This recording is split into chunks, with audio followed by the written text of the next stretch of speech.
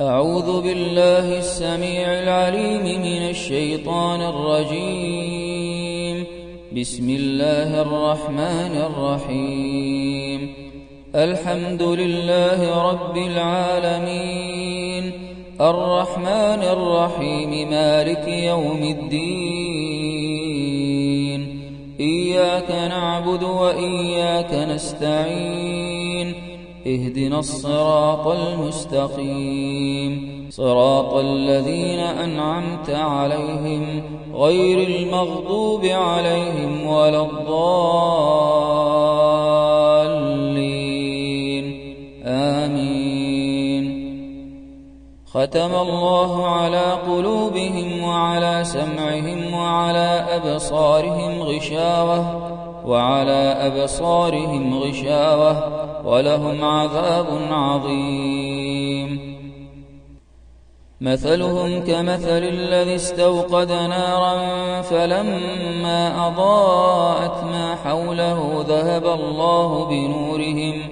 ذهب الله بنورهم وتركهم في ظلمات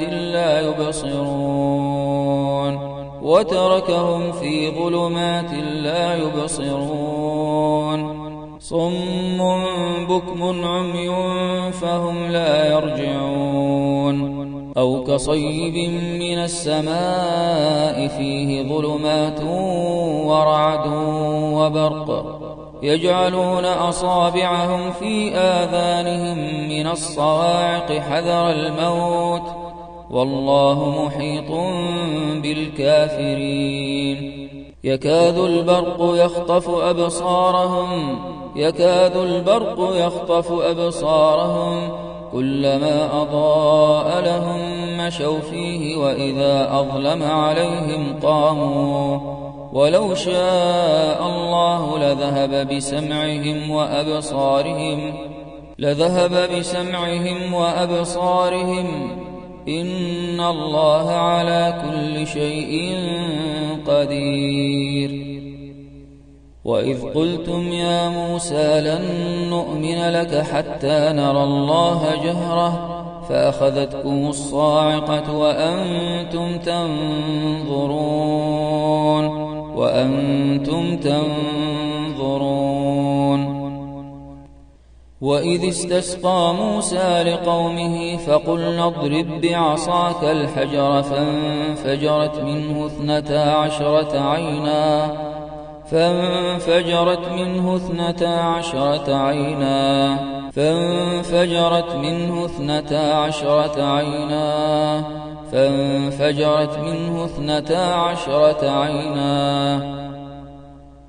قال إنه يقول إنها بقرة صفراء فاقع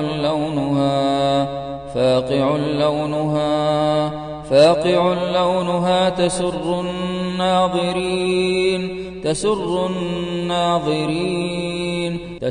الناظرين.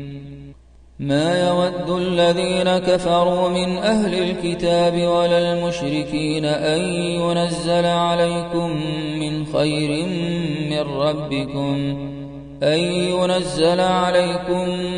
خير من ربكم والله يختص برحمته من يشاء والله ذو الفضل العظيم. ود كثير من أهل الكتاب لو يردونكم من بعد إيمانكم كفارا حسدا من عند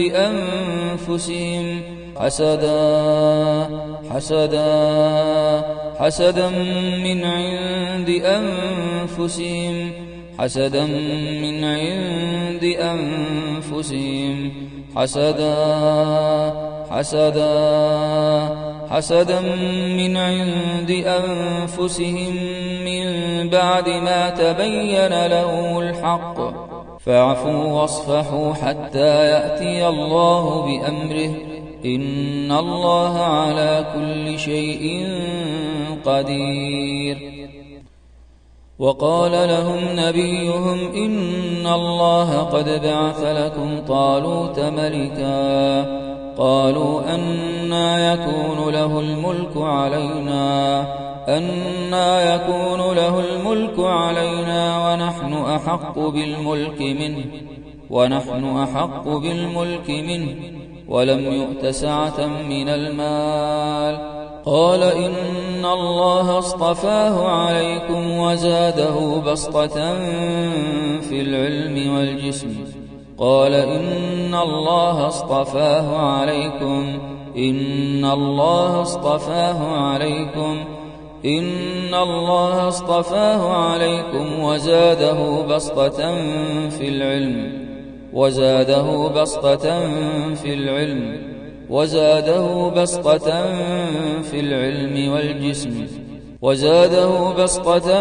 في العلم والجسم والله يؤتي ملكه من يشاء والله واسع عليم الله لا إله إلا هو الحي القيوم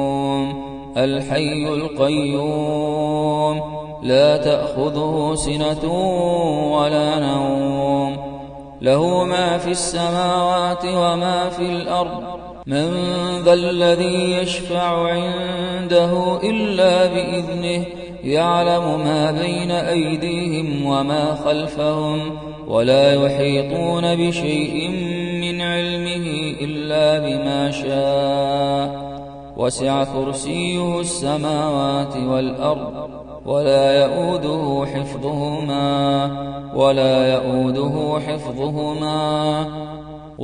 يؤوده حفظهما وهو العلي العظيم يؤتي الحكمة من يشاء ومن يؤت الحكمة فقد أوتي خيرا كثيرا وما يذكر إلا أولو الألباب آمن الرسول بما أنزل إليه من ربه والمؤمنون كل آمن بالله وملائكته وكتبه ورسله لا نفرق بين أحد من رسله وقالوا سمعنا وأطعنا غفرانك ربنا وإليك المصير لا يكلف الله نفسا إلا وسعها لها ما كسبت وعليها ما اكتسبت ربنا لا تؤاخذنا إن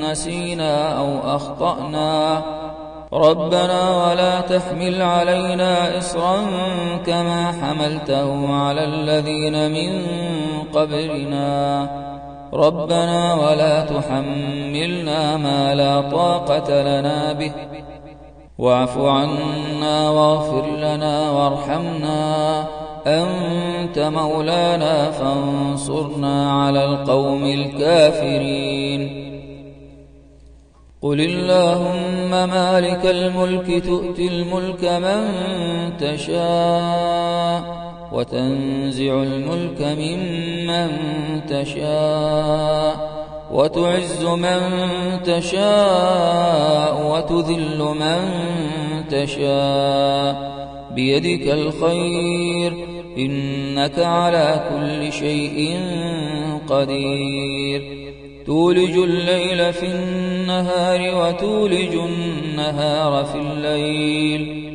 وتخرج الحي من الميت وتخرج الميت من الحي وترزق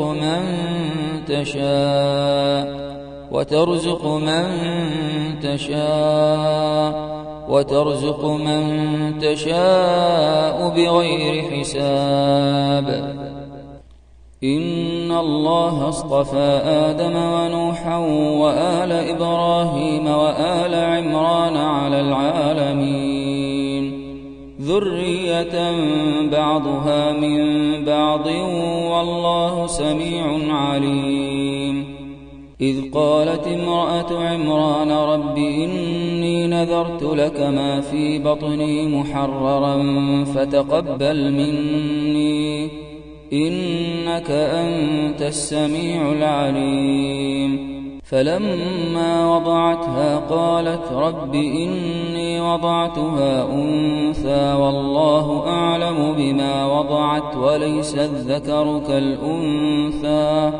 وليس الذكر كالأنثى وإني سميتها مريم وإني أعيذها بك وذريتها من الشيطان الرجيم فتقبلها ربها بقبول حسن وأنبتها نباتا حسنا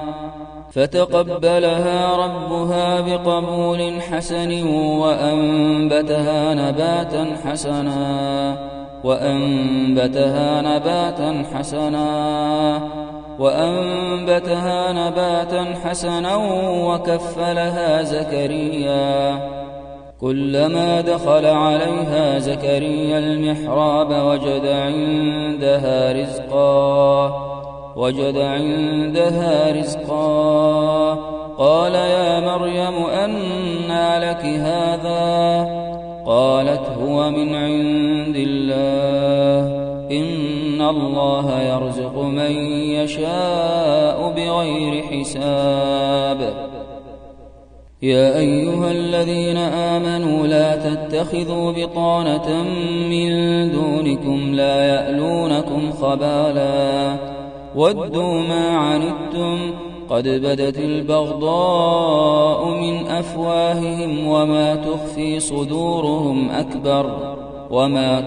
صدورهم أكبر قد بينا لكم الآيات إن كنتم تعقلون ها أنتم أولئك تحبونهم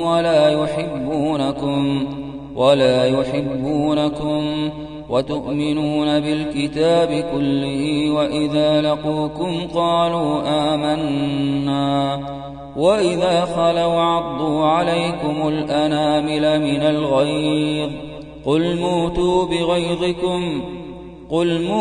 بغيظكم إن الله عليم بذات الصدور إن تمسسكم حسنة تسؤهم وإن تصبكم سيئة يفرحوا بها وإن تصبروا وتتقوا لا يضركم كيدهم شيئا إن الله بما يعملون محيط ولا تحسبن الذين قتلوا في سبيل الله أمواتا بل أحياء عند ربهم يرزقون فرحين بما آتاهم الله من فضله ويستبشرون بالذين لم يلحقوا بهم من خلفهم ألا خوف عليهم ولا هم يحزنون يستبشرون بنعمة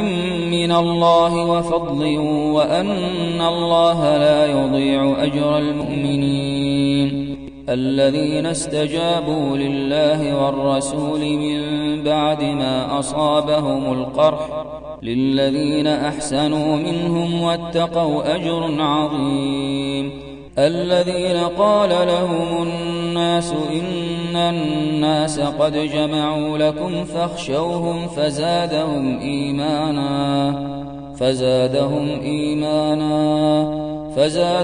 إيمانا وقالوا حسبنا الله ونعم الوكيل فانقلبوا بنعمة من الله وفضل لم يمسسهم سوء واتبعوا رضوان الله والله ذو فضل عظيم لتبلون في أموالكم وأنفسكم ولتسمعن من الذين أوتوا الكتاب من قبلكم ومن الذين أشركوا أذى كثيرا وإن تصبروا وتتقوا فإن ذلك من عزم الأمور ولا تتمنوا ما فضل الله به بعضكم على بعض للرجال نصيب مما اكتسبوا وللنساء نصيب مما اكتسبن واسألوا الله من فضله إن الله كان بكل شيء عليما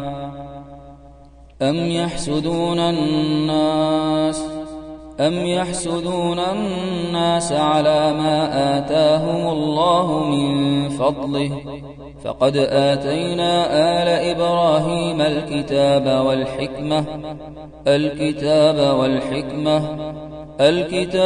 والحكمة وآتيناهم ملكا عظيما ولئن أصابكم فضل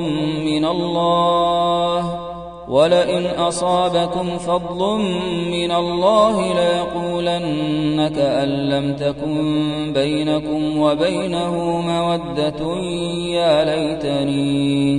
يا ليتني كنت معهم فأفوز فوزا عظيما يستخفون من الناس ولا يستخفون من الله وهو معهم إذ يبيتون ما لا يرضى من القول وكان الله بما يعملون محيطا ولولا فضل الله عليك ورحمته لهمت طائفة منهم أن يضلوك وما يضلون إلا أنفسهم وما يضرونك من شيء وأنزل الله عليك الكتاب والحكمة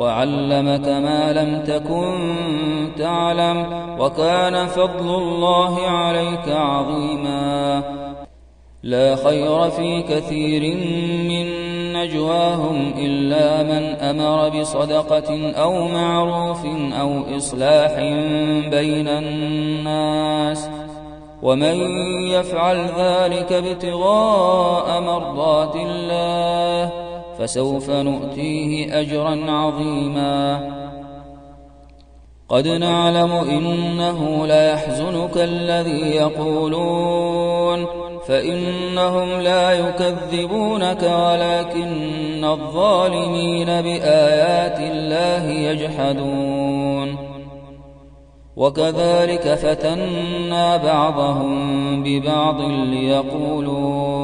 ليقولوا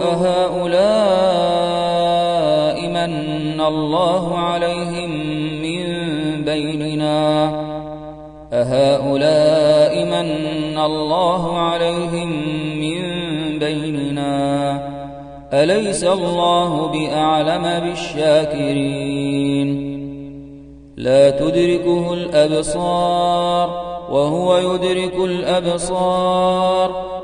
يدرك الأبصار وهو اللطيف الخبير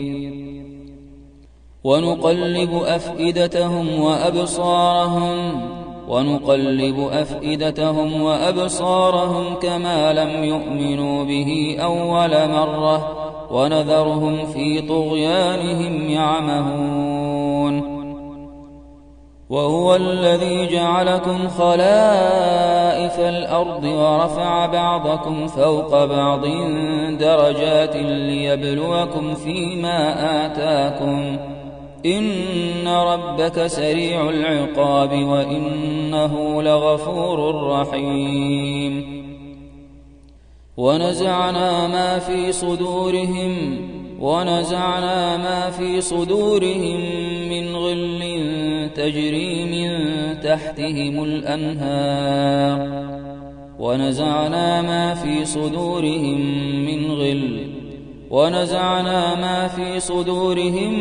من غل تجري من تحتهم الأنهار وإن تدعوهم إلى الهدى لا يسمعوا وتراهم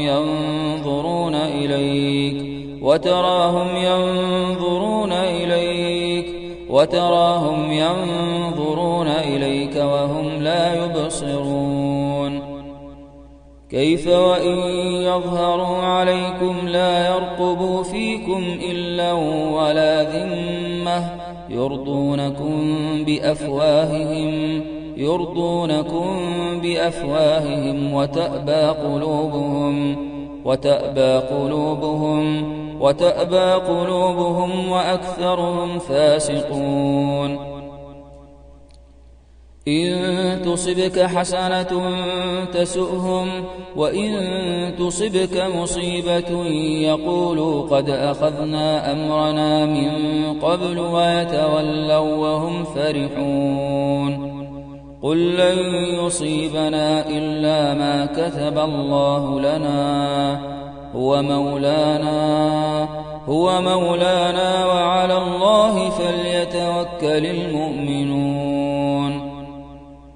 وما نقموا إلا أن أغناهم الله ورسوله من فضله.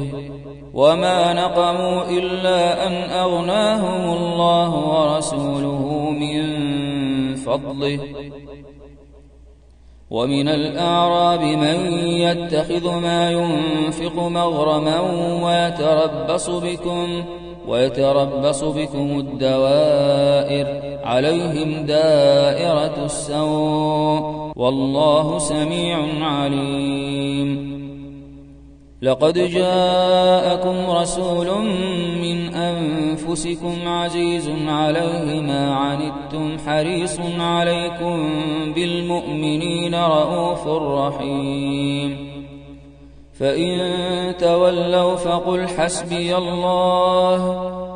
حسبي الله لا إله إلا هو عليه توكلت وهو رب العرش العظيم.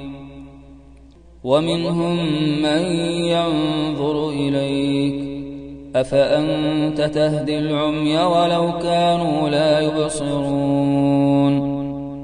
وإن يمسسك الله بضر فلا كاشف له إلا هو وإن يردك بخير فلا راد لفضله يصيب به من يشاء من عباده وهو الغفور الرحيم.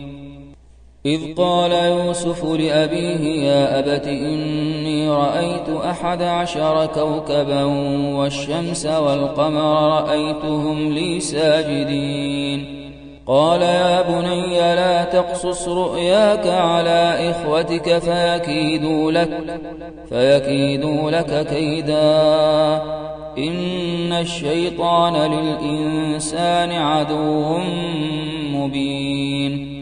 وكذلك يجتبيك ربك ويعلمك من تأويل الأحاديث ويتم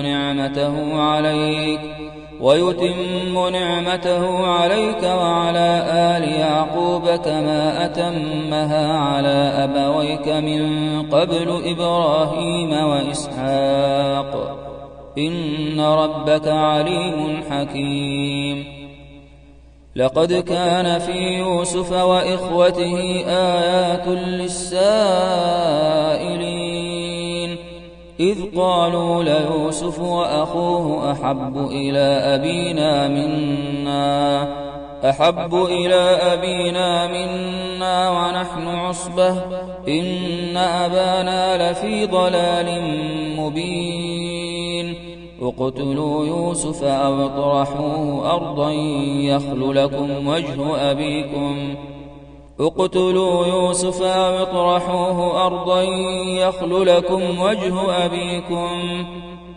لكم وجه أبيكم وتكونوا من بعده قوما صالحين.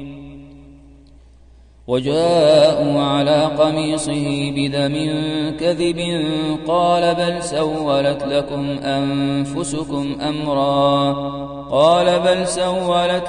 أنفسكم أمرا فصبر جميل والله المستعان على ما تصفون.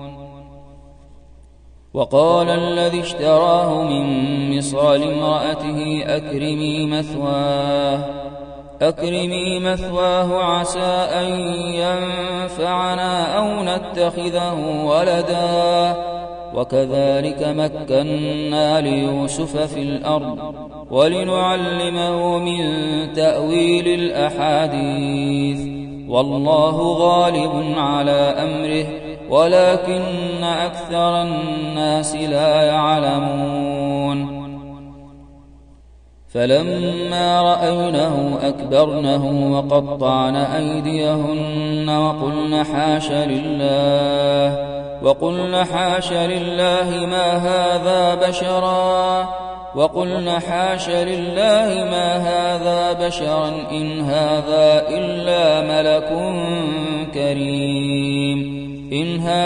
إلا ملك كريم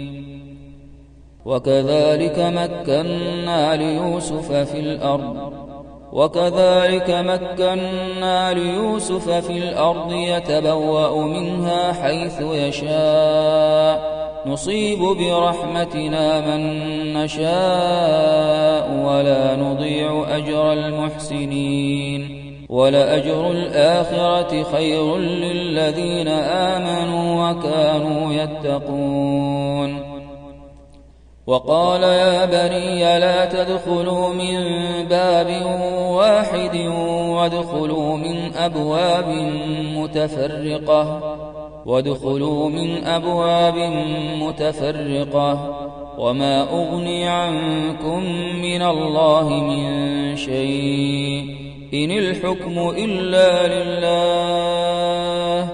إن الحكم إلا لله عليه توكلت وعليه فليتوكل المتوكلون ولما دخلوا من حيث أمرهم أبوهم ما كان يغني عنهم من الله من شيء إلا حاجة في نفس يعقوب قضاها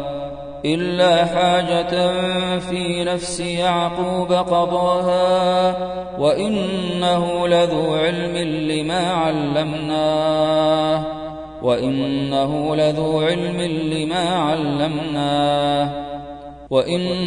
لذو علم لما علمناه ولكن أكثر الناس لا يعلمون قال هل علمتم ما فعلتم بيوسف وأخيه إذ أنتم جاهلون قالوا أئنك لأنت يوسف قال أنا يوسف وهذا أخي قد من الله علينا إنه من يتق ويصبر فإن الله لا يضيع أجر المحسنين قالوا تالله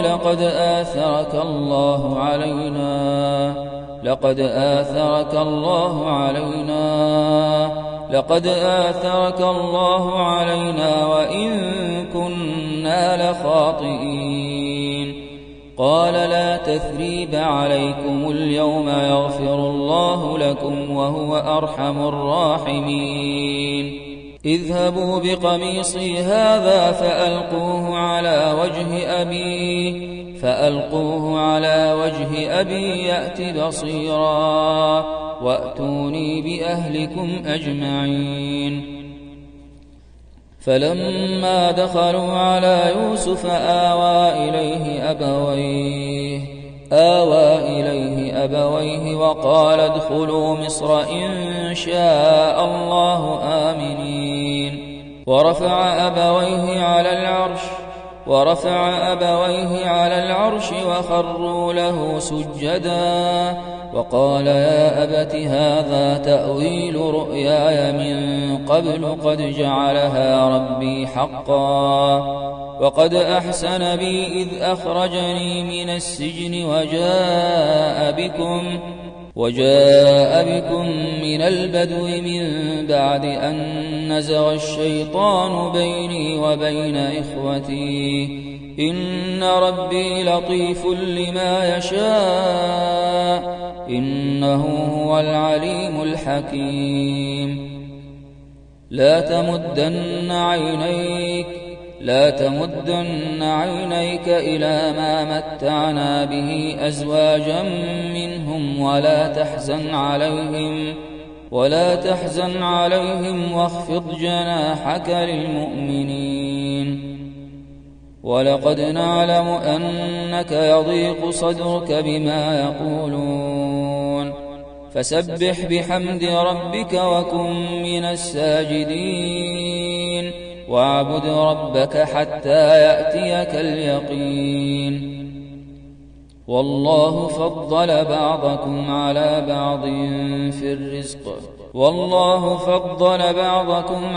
بعض في الرزق فما الذين فضلوا براد رزقهم على ما ملكت أيمانهم فهم فيه سواء أفبنعمة الله يجحدون. كلا نمد هؤلاء وهؤلاء من عطاء ربك وما كان عطاء ربك محظورا. انظر كيف فضلنا بعضهم على بعض وللآخرة أكبر درجات وأكبر تفضيلا. ويسألونك عن ذي القرنين قل سأتلو عليكم منه ذكرا. إنا مكنا له في الأرض وآتيناه من كل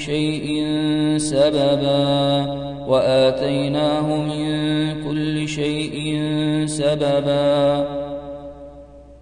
ولولا إذ دخلت جنتك قلت ما شاء الله لا قوة إلا بالله. إن ترني أنا أقل منك مالا وولدا. المال والبنون زينة الحياة الدنيا والباقيات الصالحات خير عند ربك ثوابا وخير أملا. ولا تمدن عينيك إلى ما متعنا به أزواجا منهم زهرة الحياة الدنيا لنفتنهم فيه ورزق ربك خير وأبقى.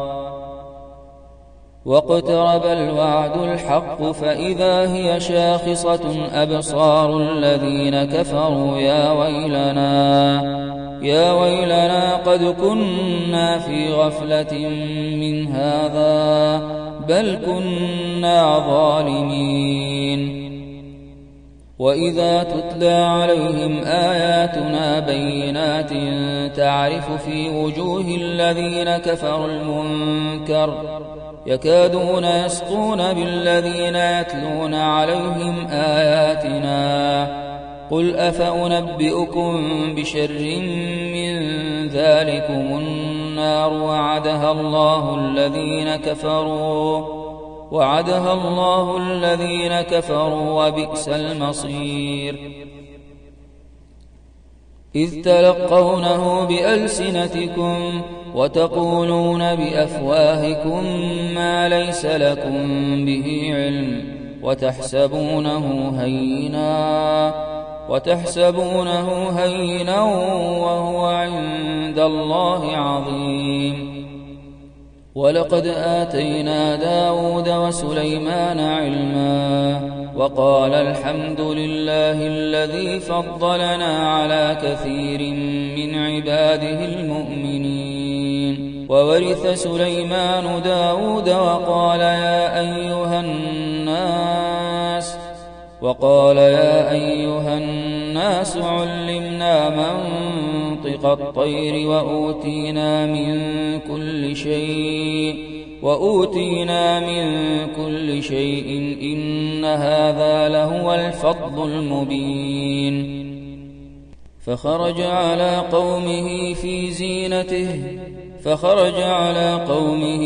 زينته فخرج على قومه في زينته قال الذين يريدون الحياة الدنيا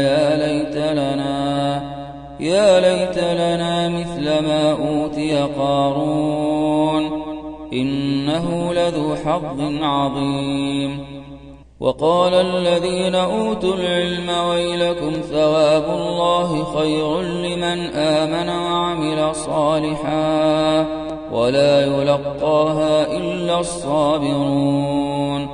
فخسفنا به وبداره الأرض فما كان له من فئة ينصرونه من دون الله وما كان من المنتصرين. وأصبح الذين تمنوا مكانه بالأمس يقولون ويكأن الله يبسط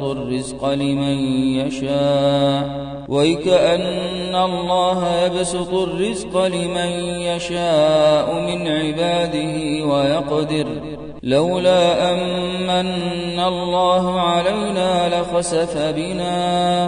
لخسف بنا ويكأنه لا يفلح الكافرون. تلك الدار الآخرة نجعلها للذين لا يريدون علوا في الأرض ولا فسادا والعاقبة للمتقين.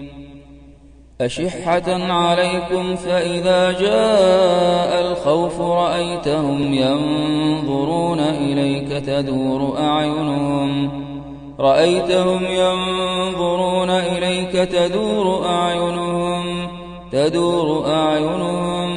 تدور أعينهم كالذي يغشى عليه من الموت. فإذا ذهب الخوف سلقوكم بألسنة حداد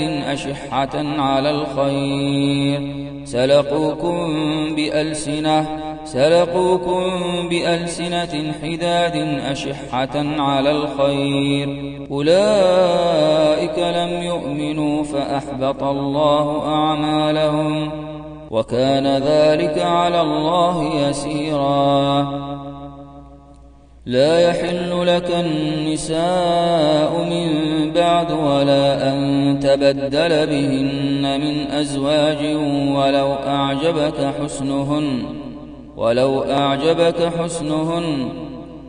أعجبك حسنهن إلا ما ملكت يمينك وكان الله على كل شيء رقيبا.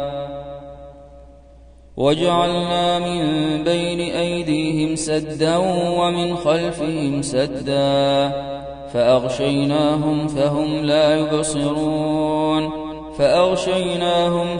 لا يبصرون. ولو نشاء لطمسنا على أعينهم فاستبقوا الصراط فأنى يبصرون. يعلم خائنة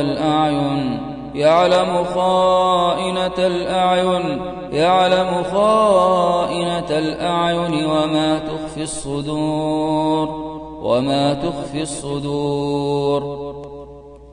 له مقاليد السماوات والأرض يبسط الرزق لمن يشاء ويقدر إنه بكل شيء عليم.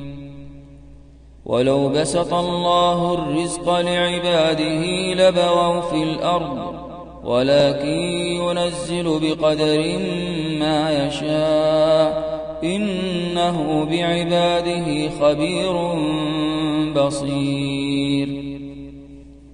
وتراهم يعرضون عليها خاشعين من الذل ينظرون من طرف خفي وقالوا لولا نزل هذا القرآن على رجل من القريتين عظيم. أهم يقسمون رحمة ربك نحن قسمنا بينهم معيشتهم في الحياة الدنيا ورفعنا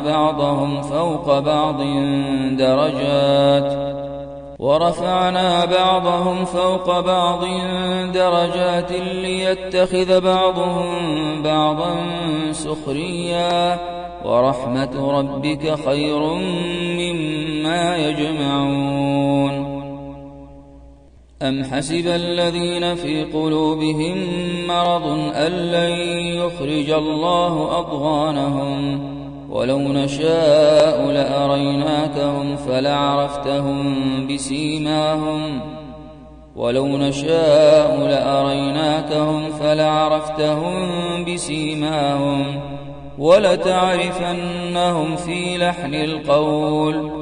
ولتعرفنهم في لحن القول والله يعلم أعمالكم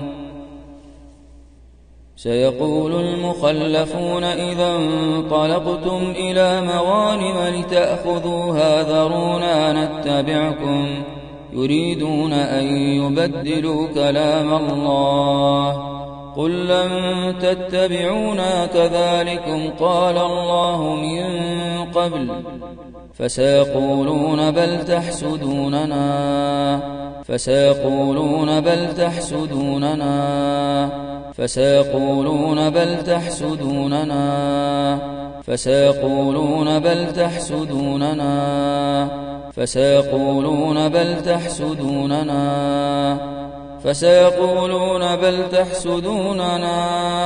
بل تحسدوننا بل كانوا لا يفقهون إلا قليلا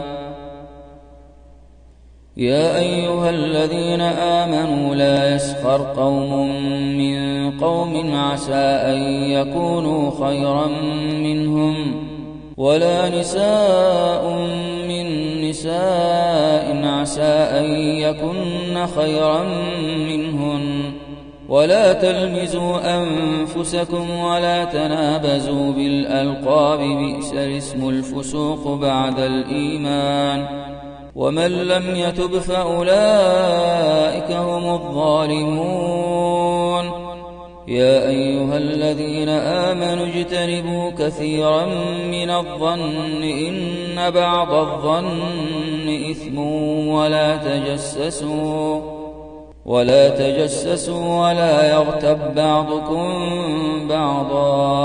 ولا يغتب بعضكم بعضا أيحب أحدكم أن يأكل لحم أخيه ميتا فكرهتموه واتقوا الله إن الله تواب رحيم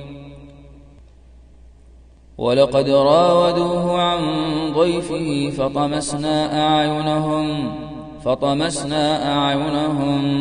فطمسنا أعينهم فذوقوا عذابي ونذر والذين تبوأوا الدار والإيمان من قبلهم يحبون من هاجر إليهم ولا يجدون في صدورهم حاجة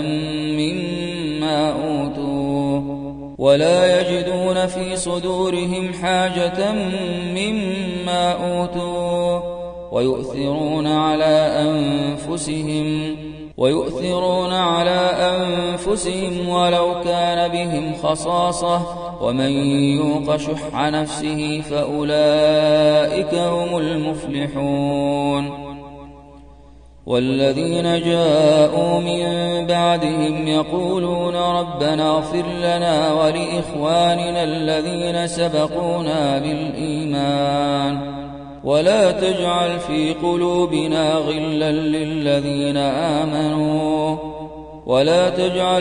قلوبنا غلا للذين آمنوا ربنا إنك رؤوف رحيم إن يثقفوكم يكونوا لكم أعداء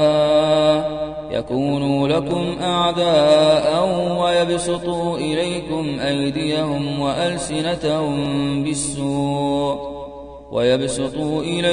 أيديهم وألسنتهم بالسوء وودوا لو تكفرون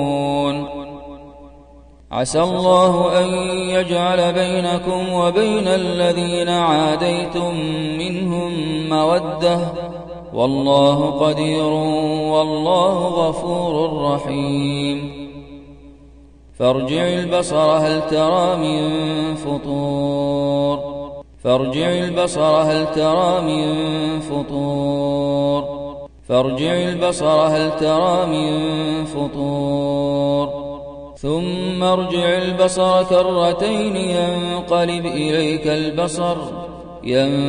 إليك البصر خاسئا وهو حسير فارجع البصر هل ترى من فطور ثم ارجع البصر كرتين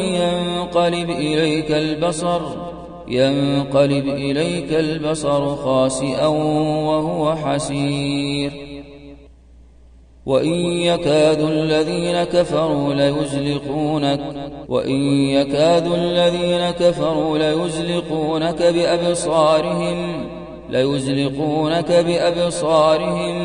ليزلقونك بأبصارهم لما سمعوا الذكر ويقولون إنه لمجنون وما هو إلا ذكر للعالمين فأما الإنسان إذا ما ابتلاه ربه فأكرمه ونعمه فيقول ربي أكرمن وأما إذا ما ابتلاه فقدر عليه رزقه فيقول ربي أهانن ونفس وما سواها فألهمها فجورها وتقواها قد أفلح من زكاها وقد خاب من دساها قالوا إن يسرق فقد سرق أخ له من قبل فأسرها يوسف في نفسه ولم يبدها لهم قال أنتم شر مكانا والله أعلم بما تصفون ادفع بالتي هي أحسن السيئة نحن أعلم بما يصفون وأبصر فسوف يبصرون أم يحسبون أنا لا نسمع سرهم ونجواهم بلى ورسلنا لديهم يكتبون ونزع يده فإذا هي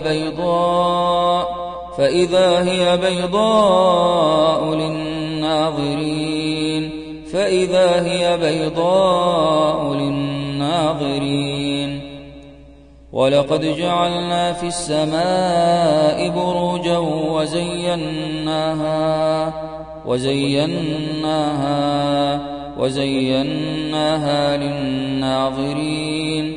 وزيناها للناظرين وحفظناها من كل شيطان رجيم فانظر إلى آثار رحمة الله كيف يحيي الأرض بعد موتها إن ذلك لمحيي الموتى وهو على كل شيء قدير فنظر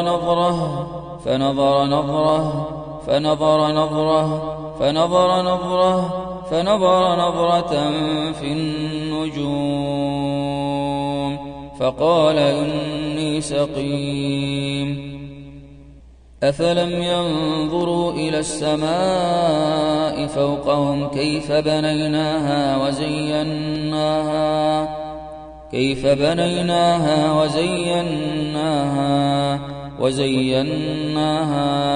وزيناها وما لها من فروج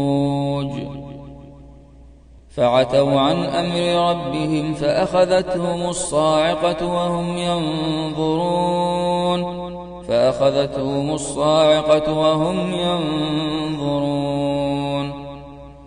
فلولا إذا بلغت الحلقوم وأنتم حينئذ تنظرون وأنتم حينئذ تنظرون ثم نظر ثم نظر ثم عبس وبسر وإذ يريكموهم إذ التقيتم في أعينكم قليلا ويقللكم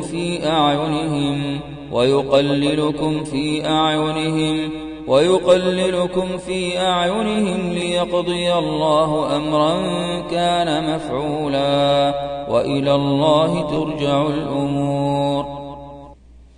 قل لا أقول لكم عندي خزائن الله ولا أعلم الغيب ولا أقول إني ملك ولا أقول للذين تزدري أعينكم لن يؤتيهم الله خيرا الله أعلم بما في أنفسهم إني إذا لمن الظالمين. حتى إذا بلغ مغرب الشمس وجدها تغرب في عين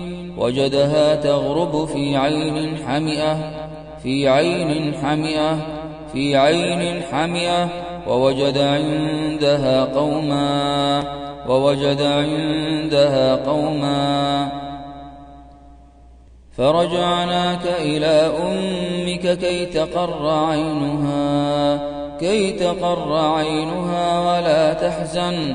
تقر عينها ولا تحزن قالوا فأتوا به على أعين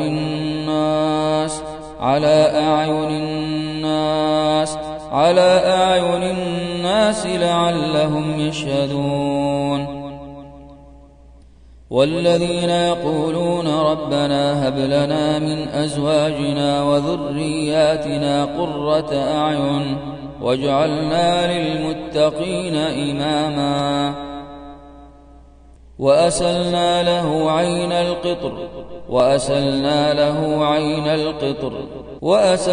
له عين القطر ترجي من تشاء منهن وتؤوي إليك من تشاء ومن ابتغيت ممن عزلت فلا جناح عليك ذلك أدنى أن تقر أعينهن ولا يحزن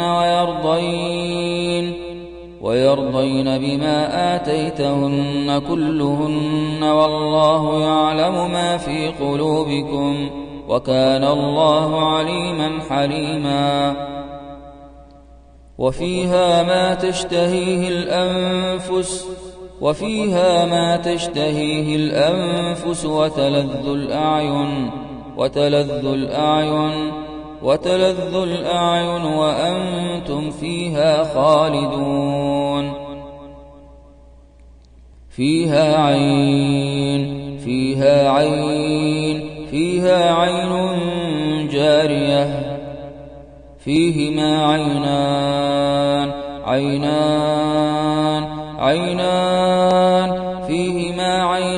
تجريان ألم نجعل له عينين ولسانا وشفتين وإذا رأوك إن يتخذونك إلا هزوا أهذا الذي بعث الله رسولا. قيل لها ادخل الصرح فلما رأته حسبته لجة وكشفت عن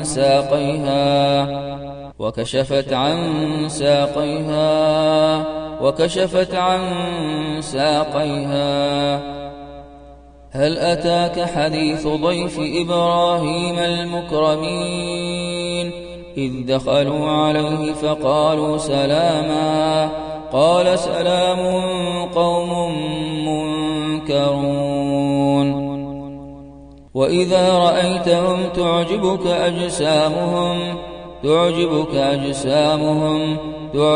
أجسامهم وإن يقولوا تسمع لقولهم وإن يقولوا تسمع لقولهم إذا رأيتهم حسبتهم لؤلؤا منثورا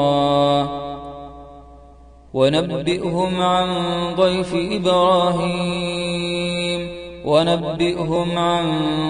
إبراهيم إذ دخلوا عليه فقالوا سلاما قال إنا منكم وجلون ويطوف عليهم غلمان لهم كأنهم لؤلؤ مكنون قال كذلك قال ربك هو علي هين ولنجعله آية للناس ورحمة منا وكان أمرا مقضيا وجعلناها وابنها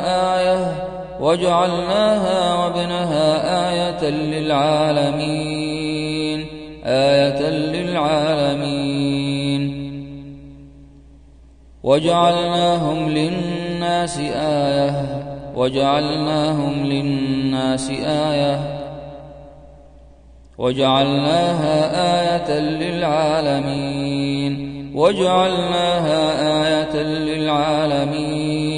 وجعلناها آية للعالمين لقد كان لسبإ في مسكنهم آية جنتان عن يمين وشمال كلوا من رزق ربكم واشكروا له بلدة طيبة ورب غفور وعدكم الله مغانم كثيرة تأخذونها فعجل لكم هذه وكف أيدي الناس عنكم ولتكون آية للمؤمنين ويهديكم صراطا مستقيما إنا جعلنا ما على الأرض زينة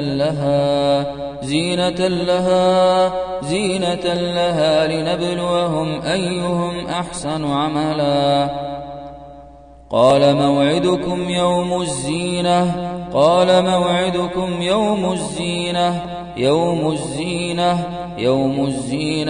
قال موعدكم يوم الزينة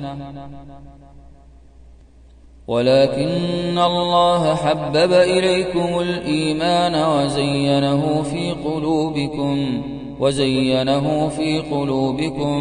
وزينه في قلوبكم اعلموا أنما الحياة الدنيا لعب ولهو وزينة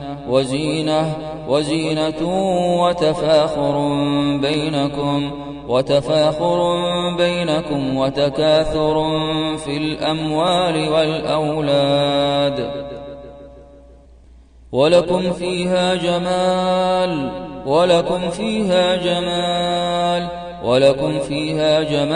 حين تريحون وحين تسرحون وجوه يومئذ ناضرة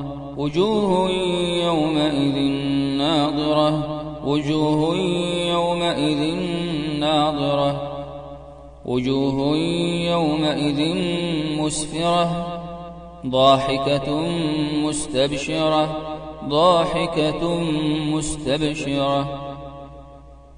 تعرف في وجوههم نضرة النعيم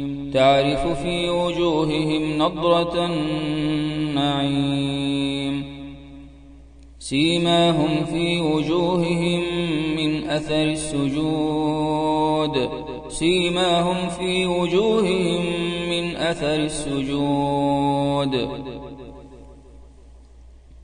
وجوه يومئذ ناعمة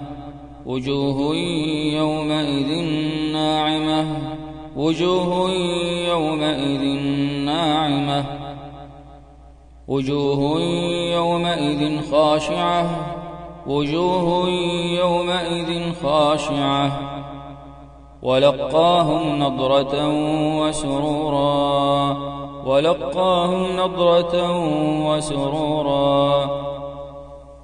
وينقلب إلى أهله مسرورا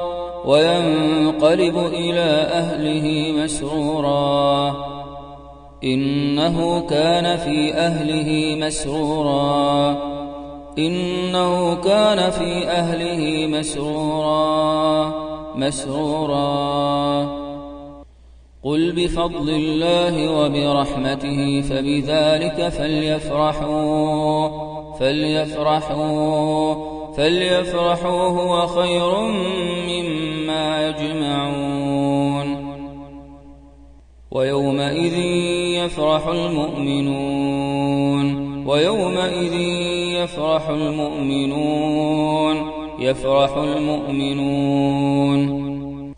وإذا أذقنا الإنسان منا رحمة فرح بها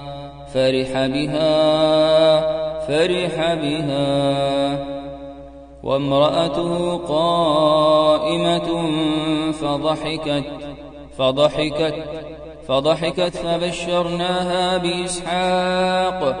فبشرناها بإسحاق ومن وراء إسحاق يعقوب فتبسم ضاحكا من قولها وأنه هو أضحك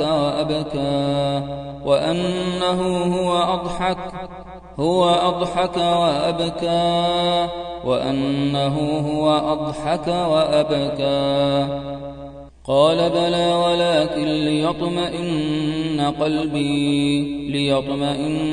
قلبي فإذا اطمأننتم فأقيموا الصلاة قالوا نريد أن نأكل منها وتطمئن قلوبنا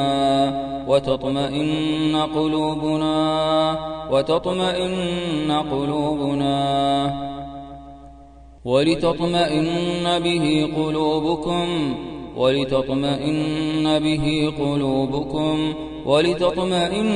به قلوبكم الذين آمنوا وتطمئن قلوبهم بذكر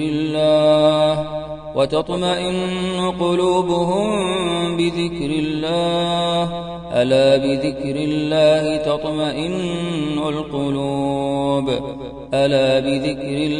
تطمئن القلوب وقلبه مطمئن بالإيمان فإن أصابه خير اطمأن به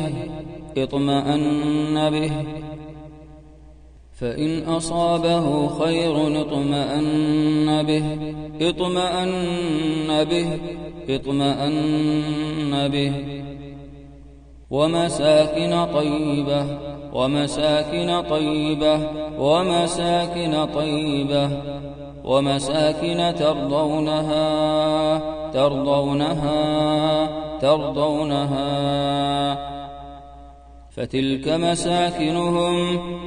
مساكنهم لم تسكن من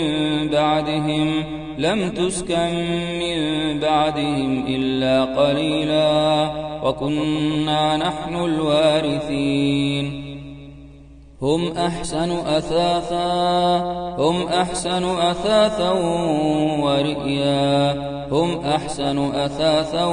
ورئيا وأنبئكم بما تأكلون وما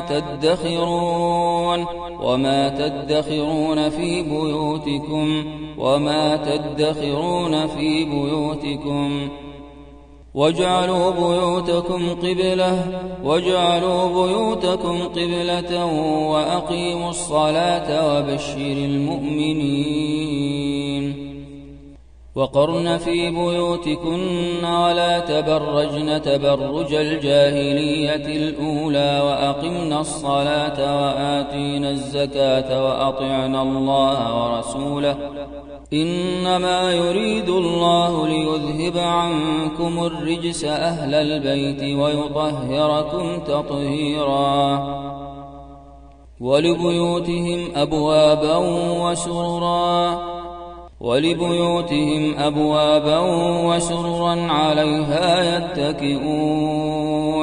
عليها يتكئون وزخرفا وإن كل ذلك لما متاع الحياة الدنيا والآخرة عند ربك للمتقين وأترفناهم في الحياة الدنيا إنهم كانوا قبل ذلك مترفين وكلوا واشربوا ولا تسرفوا إنه لا يحب المسرفين والذين إذا أنفقوا لم يسرفوا ولم يقتروا وكان بين ذلك قواما فلولا كانت قرية آمنت فنفعها إيمانها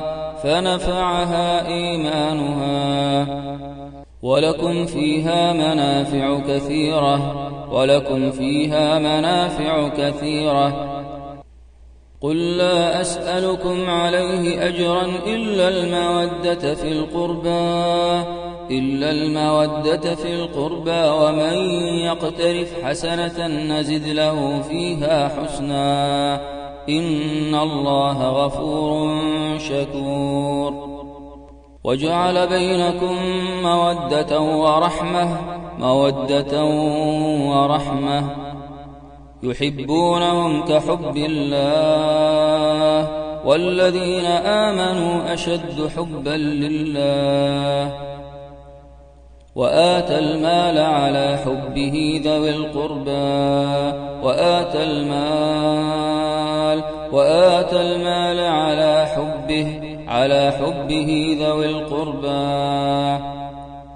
وعسى أن تحبوا شيئا وهو شر لكم يحبهم ويحبونه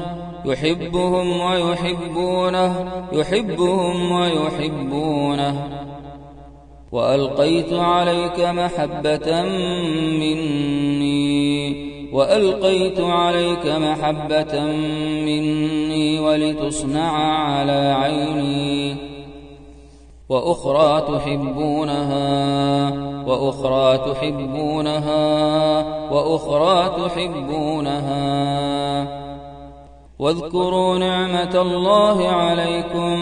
واذكروا نعمة الله عليكم إذ كنتم أعداء فألف بين قلوبكم فأصبحتم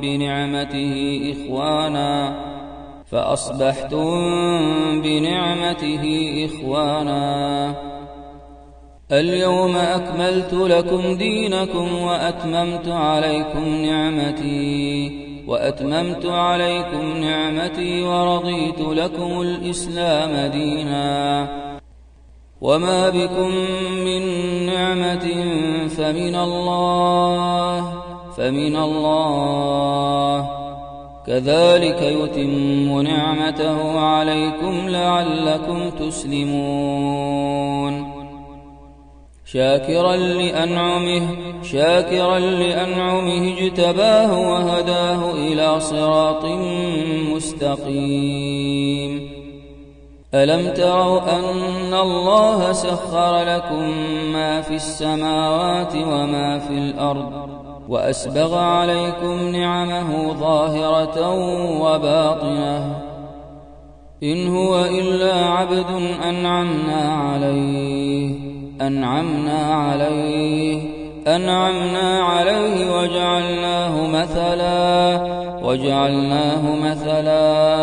وجعلناه مثلا لبني إسرائيل كم تركوا من جنات وعيون وزروع ومقام كريم ونعمة كانوا فيها فاكهين نعمة من عندنا كذلك نجزي من شكر لولا أن تداركه نعمة من ربه لنبذ بالعراء وهو مذموم ومن يقنت منكن لله ورسوله وتعمل صالحا نؤتها أجرها مرتين وأعتدنا لها رزقا كريما وقولوا لهم قولا معروفا فقل لهم قولا ميسورا يعرفون كلا بسيماهم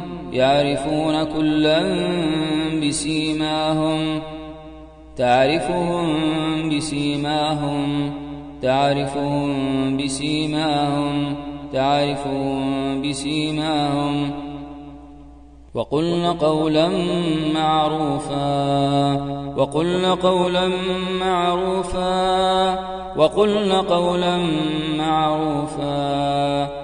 ومن الناس من يعجبك قوله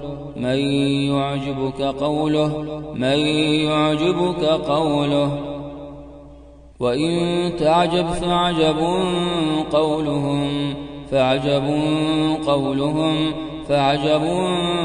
قولهم خذ العفو وأمر بالعرف وأعرض عن الجاهلين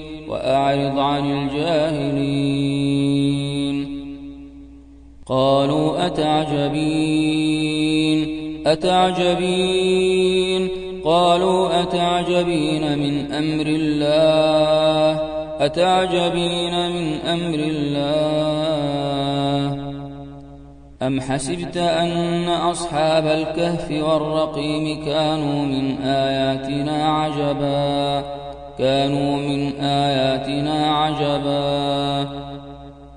وننزل من القرآن ما هو شفاء ورحمة للمؤمنين ولا يزيد الظالمين إلا خسارا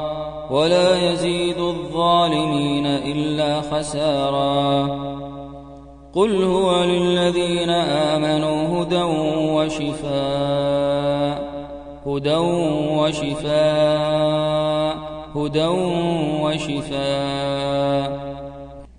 ويشفي صدور قوم مؤمنين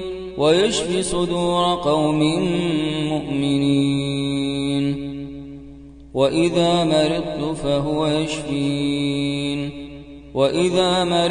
فهو يشفين وإن يمسسك الله بضر فلا كاشف له إلا هو وإن يمسسك بخير فهو على كل شيء قدير وفجرنا فيها من العيون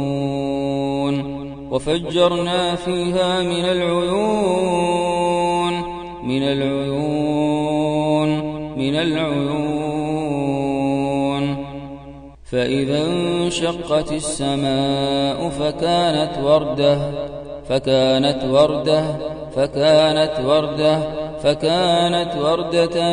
كالدهان كأنها كوكب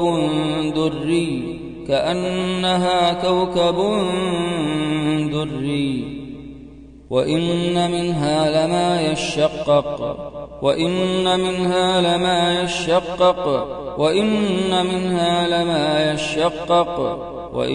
منها لما يشقق لو أنزلنا هذا القرآن على جبل لرأيته خاشعا متصدعا من خشية الله لرأيته خاشعا متصدعا من خشية الله.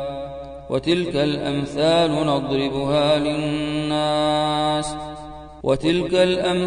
نضربها للناس لعلهم يتفكرون. هو الله الذي لا إله إلا هو عالم الغيب والشهادة هو الرحمن الرحيم. هو الله الذي لا إله إلا هو الملك القدوس السلام المؤمن المهيمن العزيز الجبار المتكبر. سبحان الله عما يشركون. هو الله الخالق البارئ المصور له الأسماء الحسنى يسبح له ما في السماوات والأرض وهو العزيز الحكيم. بسم الله الرحمن الرحيم. والضحى والليل إذا سجى ما ودعك ربك وما قلى وللآخرة خير لك من الأولى ولسوف يعطيك ربك فترضى. ألم يجدك يتيما فآوى ووجدك ضالا فهدى ووجدك عائلا فأغنى. فأما اليتيم فلا تقهر وأما السائل فلا تنهر وأما بنعمة ربك فحدث. بسم الله الرحمن الرحيم. إنا أعطيناك الكوثر فصل لربك وانحر إن شانئك هو الأبتر. بسم الله الرحمن الرحيم. قل هو الله أحد الله الصمد لم يلد ولم يولد ولم يكن له كفوا أحد. بسم الله الرحمن الرحيم. قل أعوذ برب الفلق من شر ما خلق ومن شر غاسق إذا وقب ومن شر النفاثات في العقد ومن شر حاسد إذا حسد ومن شر حاسد إذا حسد ومن شر حاسد إذا حسد ومن شر حاسد إذا حسد ومن شر حاسد إذا حسد ومن شر حاسد إذا حسد. بسم الله الرحمن الرحيم. قل أعوذ برب الناس ملك الناس إله الناس من شر الوسواس الخناس الذي يوسوس في صدور الناس من الجنة والناس من الجنة والناس من الجنة والناس. بسم الله أرقيك من كل شيء يؤذيك من كل شيء يؤذيك من شر كل نفس أو عين حاسد الله يشفيك من شر كل نفس أو عين حاسد الله يشفيك من شر كل نفس أو عين حاسد الله يشفيك من شر كل نفس من شر كل نفس من شر كل نفس من شر كل نفس أو عين حاسد أو عين حاسد أو عين حاسد أو عين حاسد الله يشفيك. بسم الله أرقيك. أعيذك بكلمات الله التامة من كل شيطان وهامة ومن كل عين لامة ومن كل عين لامة ومن كل عين لامة ومن كل عين لامة ومن كل عين لامة. أعيذك بكلمات الله التامات من غضبه وعقابه ومن شر عباده ومن همزات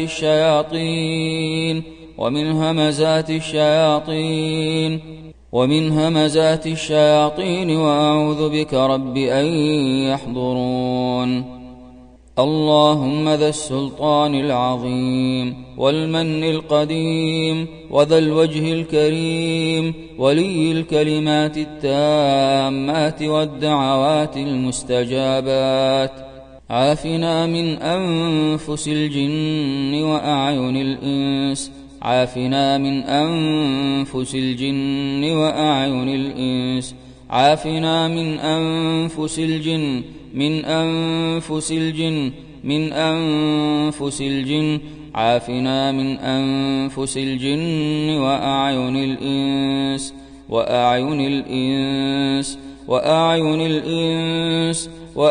الإنس عافنا من أنفس الجن وأعين الإنس.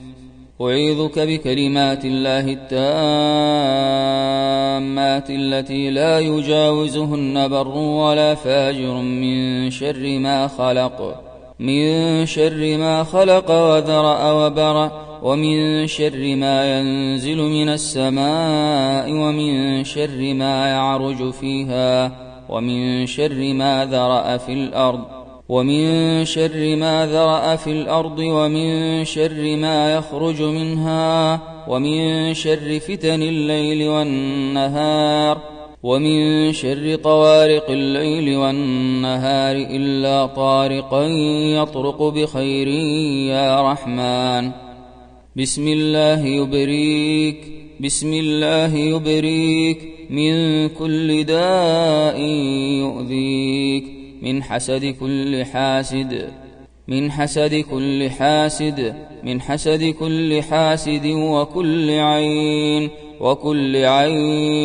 وكل عين من حسد كل حاسد وكل عين، واسم الله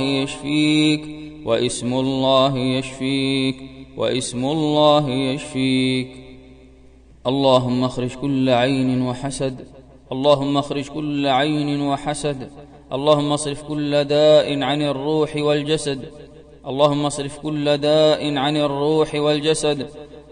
كل عين من حيث دخلت، اللهم رد البصر خاسئا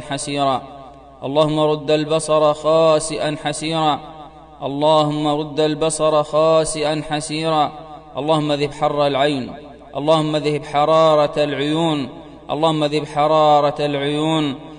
ذهب حر العين وبردها ووصبها، اللهم ابطل تأثير العين والحسد، اللهم اخرج كل عين لامة، اللهم اخرج كل العيون اللامة، اللهم اخرج كل عين قوية، اللهم اخرج كل عين قديمة، اللهم اخرج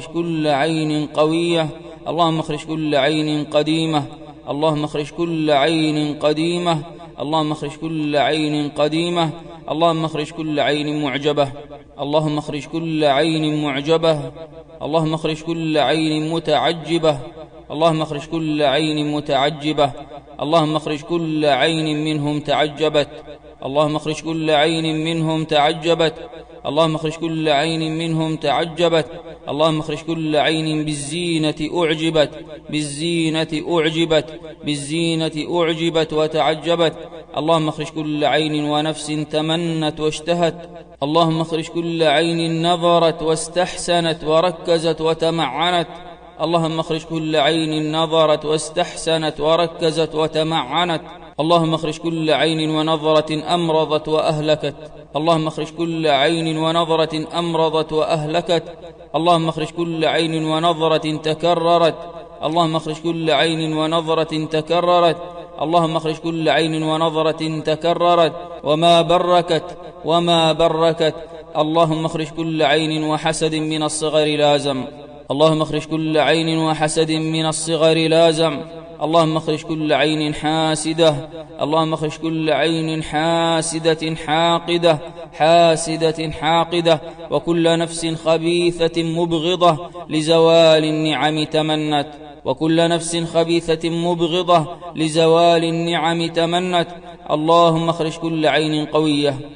اللهم اخرج كل عين قوية، كل عين حارة، كل عين حارة أورثت حرارة في الجسد أو برودة في الجسد. اللهم اذهب حرارة العيون والحسد. اللهم اذهب حرارة العيون وبردها من كل الجسد. اللهم اذهب ما حل بسببها من ألم وتعب ومرض ونكد. اللهم اخرج كل عين معجبة بالزينة والجمال والجاه والمال. اللهم اخرج كل عين معجبة. اللهم اخرج كل عين حاسدة في الشعر استقرت، للشعر سقطت وأتلفت. اللهم اخرج كل عين معجبة وحاسدة في الوجه أصابت، لزينة وجمال الوجه غيرت. اللهم اخرج كل عين معجبة وحاسدة في العينين استقرت. اللهم اخرج كل عين معجبة وحاسدة أصابت الفم والأسنان، أصابت الفم والأسنان والفك واللسان، والفك واللسان، وعطلت الكلام، وعطلت الكلام. اللهم اخرج كل عين معجبة وحاسدة أصابت العقول والأذهان وأورثت النسيان، وأورثت النسيان والخمول وفقد الكلام. اللهم اخرج كل عين معجبة وحاسدة أصابت في القوة والنشاط والهمة والحركة وعلى الأعصاب والعظام وسائر القوى أثرت. اللهم اخرج كل عين بالروح امتزجت، كل عين كبيرة لكل شيء شملت. اللهم اشف من كل عين وحسد بتفكير الحاسد أو العائن أثر. اللهم اشف من كل عين وحسد بوصف الحاسد وبنفس السامع للوصف أثر. اللهم اخرج عيون الناس. اللهم اخرج عيون الناس. اللهم اخرج عيون الأقارب، عيون الأقارب، عيون الأقارب، عيون الأقارب، عيون المعارف، عيون المعارف، عيون المعارف والأصدقاء، عيون المعارف والأصدقاء. اللهم اخرج أعين وأنفس وحسد الجان. اللهم اخرج أعين وأنفس وحسد الجان. اللهم اخرج كل عين من الرجال أصابت. اللهم اخرج كل عين من النساء أصابت. اللهم اخرج كل عين من الصغار والأطفال أصابت. اللهم اخرج كل عين في العلم أصابت.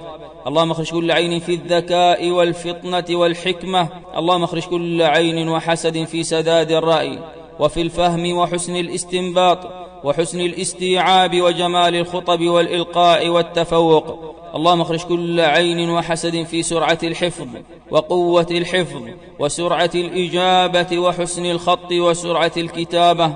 اللهم اخرج كل عين في العبادات. اللهم اخرج كل عين أصابت في العبادات، في الأمر بالمعروف والنهي عن المنكر، في الصلاة والصيام والنوافل والخشوع وتلاوة القرآن وحفظ القرآن وترتيل وتجويد القرآن، وترتيل وتجويد القرآن، وجمال الصوت بالقرآن، وجمال الصوت بالقرآن، والصدقة والإحسان، والصدقة والإحسان وبر الوالدين وصلة الأرحام. اللهم اخرج كل عين. اللهم اخرج كل عين في الأخلاق أصابت، في الأخلاق وحسن الأخلاق أصابت. اللهم اخرج كل عين في الأدب أصابت، في الأدب والحياء، في الأدب والحياء والعفة والشرف والطهر والنقاء، والنقاء والتستر والحجاب. اللهم اخرج كل عين في حسن التربية وحسن الأخلاق وحسن المعاملة أصابت، وفي دفع السيئة بالتي هي أحسن، وفي قوة الشخصية، وفي قوة الشخصية. اللهم اخرج كل عين في البيوت أصابت، في زينة البيوت وجمال البيوت وجمال الأثاث. اللهم اخرج كل عين في البيوت استقرت. اللهم اخرج كل عين وحسد في البيوت استقرت. اللهم اخرج كل عين في زينة البيت وجمال البيت وكبر البيت أصابت. اللهم اخرج كل عين أصابت الأزواج. اللهم اخرج كل عين وحسد أصاب الأزواج في سعادتهم، في سعادتهم وهنائهم، وهنائهم ومودتهم ورحمتهم واستقرارهم وهدوئهم.